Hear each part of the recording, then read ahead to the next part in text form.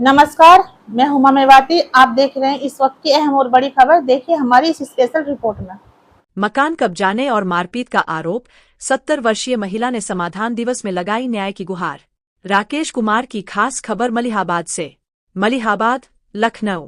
काकोरी थाना क्षेत्र के ग्राम खालिसपुर निवासी 70 वर्षीय सुल्ताना बेगम ने अपने बड़े बेटे और बहू पर मकान कब्जाने, मारपीट करने तथा जान से मारने की धमकी देने का आरोप लगाते हुए संपूर्ण समाधान दिवस में प्रार्थना पत्र देकर न्याय की मांग की है।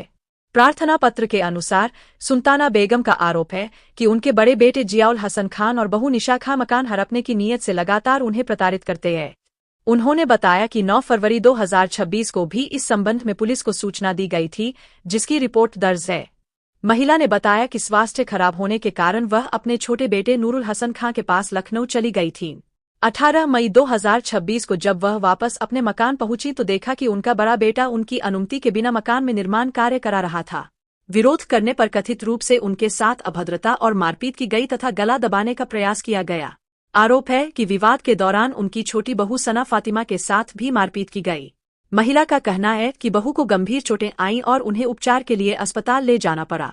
साथ ही उनके एक कान की बाली भी नोच ली गई। पीड़िता ने यह भी आरोप लगाया कि आरोपितों ने उन्हें और उनके छोटे बेटे के परिवार को जान से मारने की धमकी दी। सुल्ताना बेगम के अनुसार 31 मई 2026 को जब वह दोबारा अपने मकान पहुंची तो घर में ताला लगा मिला। पड़ोसियों से जानकारी मिली कि आरोपितों ने घर में घुसने पर जान से मारने की धमकी दी है। उन्होंने बताया कि 2 जून 2026 को थाना काकोरी में शिकायत करने के बावजूद उनकी सुनवाई नहीं हुई। पीड़िता ने समाधान दिवस में प्रार्थना पत्र देकर मकान का रास्ता खुलवाने, सुरक्षा प्रदान करने तथा पूरे मामले की निष्पक्ष जांच कर दोषियों के खिलाफ कार्रवाई किए जाने की मांग की है। प्रशासन ने मामले की जांच कर आवश्यक कार्रवाई का आश्वासन दिया।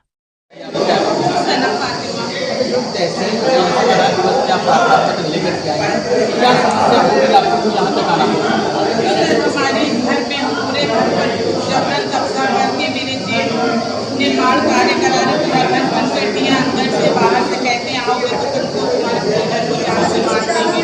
और मेरे जेठ का नाम जियाउल हसन खान शानी और उनकी पत्नी निशा खान, दोनों हम लोग को गंदी गंदी गालियाँ देते हैं, मारते पीटते हैं। ये हमारी सास है, इनको भी गला दबा के घर से बाहर निकाल दिए। 4 महीना पहले इनकी FIR थाने पे दर्ज हुई है। उसके बाद भी हम लोग को घर के अंदर घुसने नहीं दे रहे। मेरा सारा सामान घर के अंदर है, अंदर से बाहर से सब तरफ से ताला लगाए हुए। हम 3 बच्चे लिए अपने मैके में रह रहे हैं।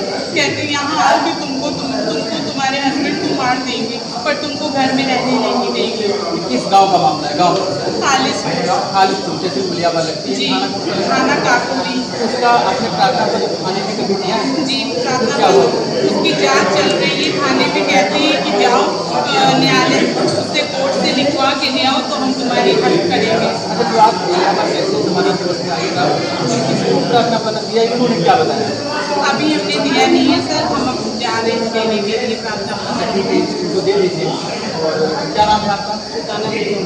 तो क्या समस्या है आपकी? क्या मेरा बड़ा लड़का है, जियाउल हसन उर्फ शानू, और उनकी पत्नी हमको रहने नहीं देते घर में। तो क्यों नहीं रहने देती? क्या उन्हीं के नाम पता नहीं, बाप दादा क्या नाम तो किसी के नहीं हक तो आपका जितना होगा उतना नहीं मेरा मतलब क्या। हाँ, तो थाने आप जाते हैं? थाने जाते थाने में कोई सुनवाई नहीं? काकोरी थाना? हाँ, काकोरी थाना खाली। तो क्या मारपीट कुछ भी आपको? हमारा भी हम गला दबाया कुछ भी हम इन्हीं लोगों को कई चक्कर कर चुके हैं हमारे साथ में। यानी पुलिस प्रशासन को कानूनी का है, वो आपकी बात को सत्य करने के लिए तैयार नहीं बनी। आपका बड़ा बेटा है, आपको बेदखल करने के लिए आपको तो आज तहसील में आई है, उन्होंने क्या बताया आपको? क्या कुछ नहीं बताया। अगर फिर भी आपके पास में ऐसी समस्या का समाधान नहीं हो पा रहा तो आप लोग क्या करेंगे, क्या चाहेंगे? सर, हमको हमारे घर के अंदर रहने दिया जाए, मेरा रास्ता खुलवाया जाए, क्योंकि उसमें वो बाहर प्रॉपर्टी जो भी है सर वो हमारे ससुर की है और जिसमें मेरी सास का भी नाम है, हमारे हस्बैंड का भी नाम है और उनका भी नाम है। अच्छा, यहाँ तो प्रदेश की योगी सरकार जो है, जो हमारे देश की मुखिया है, वो लगातार इस बात को बढ़ावा दे रहे हैं कि महिलाओं की सुरक्षा की गारंटी, महिलाओं के अधिकारों में गारंटी। क्या लगता है आपको? समझ लीजिए हम वीडियो लेके जा रहे हैं, उनका हम ही को डरा धमका के हमारे नाम FIR करा दी जा रही है। सर, कोई सुरक्षा नहीं है, कोई जांच नहीं, कुछ नहीं बिना। और जबकि मारे हम गए मेडिकल हमारा हुआ 18 तारीख को, उल्टी FIR भी हमारी हो गई। हमको पता तक नहीं चला सर। हमको पता चला करीब 1 महीने बाद, जैसे ही हमको पता चला हमने उसका प्रार्थना पत्र सब जगह पोस्ट भी किया हुआ है, पर उल्टी FIR हमारे हस्बैंड के नाम करा दी, जबकि इनके पैरों पे चोटें, हमको मारा था, मेरा सारा कपड़ा फटा हुआ था, समझ लीजिए लड़ाई झगड़ा सब हुआ। और सिर्फ खाली घर में हम इनको छोड़ने गए थे कि लेने जाते तो छोड़ने जाते थे अपनी सास को, उल्टा वो डंडा उठा के उसने मारा पीछा, उसका सब वो पूरे घर पर रह रहा, उसकी कोई न सख्ती हो रही है, उसको समझाया जा रहा है और ना उसके ऊपर कोई कार्रवाई की जा रही है। कब से मामला चला? ये मामला सर हमारा 4 साल करीब, हम तो 4 साल से इस चीज़ को झेल रहे हैं और ये 4 महीने से इनको टॉर्चर किया जा रहा है। 4 महीने से आपको तो क्या लगता है कि योगी सरकार जो आदेश करते हैं महिलाओं के प्रति बड़े बड़े वादे करते हैं, दिखावा ही समझिए सर, जब अधिकारी परेशान है आदेशों का पालन नहीं कर रहा है, सर, हमें कुछ नहीं समझ में आ रहा है। क्या कहना चाहेंगे योगी सरकार? यही बोलना चाहेंगे कि हमको मेरा घर मिल जाए, मेरे ससुर का है वो, जिसमें हम भी सुकून से रह सके, मेरी सास है और वो भी रहे, हमको उनसे कोई तकलीफ नहीं है। पर हमको ये जो मारने की धमकियाँ मिल रही हैं कि हम अगर आओगे तो मार देंगे, इनको मेरे हस्बैंड को धमकियाँ मिल रही है कि मार देंगे, और जबकि 3 FIR है सर उनकी रायबरेली में, 307 में भी वो कर चुका है, 504, 506 के 3 FIR उसकी कट चुकी, वो आपराधिक हिस्ट्री हमारे जेठ जियाउल हसन खान रिकॉर्ड या वीडियो उनका है जो मारने की धमकी दे रहा है, कुछ ऐसा उनका नहीं है, डायरेक्टली नहीं है, इनडायरेक्टली हमको पता चलता है। ऐसे जब जाते तो 112 नंबर आता है, ऐसे वो हमको कई बार आ चुका है सर, ऐसे सरियन हमको डंडा, ये मेरे पास वीडियो है, उसने हमको मारा, हम बच के किसी तरह से अपनी जान छुड़ा के वहाँ से भागे हैं और उल्टा हम लोग को धमकियाँ मिली कि दोबारा अगर आ गए तो हम जान से मार देंगे। तो हम गए, हमें 1 महीने बाद पता चला कि मारा हमें भी, मेडिकल हमारा हुआ, हमको फंसाने के लिए मेरी FIR कर दी गई सर। हमारा सब साथ, मेरे पास रिकॉर्डिंग्स भी हैं और वीडियो भी है, सब है। हमको सरियन उसने मारा, 1 बार नहीं 10 बार मारा। पुलिस बिना जांच किए कैसे मेरे नाम FIR कर सकती है, मेरे हस्बैंड के नाम कैसे FIR हो सकती है, जबकि हमारा प्रॉपर्टी से रिलेटेड विवाद हुआ था। क्या आपको लगता है कि अत्याधुनिक पुलिस जो है आपकी जेल में पूरी संरक्षण दी हुई पुलिस सपोर्ट से काम कर रहे हैं?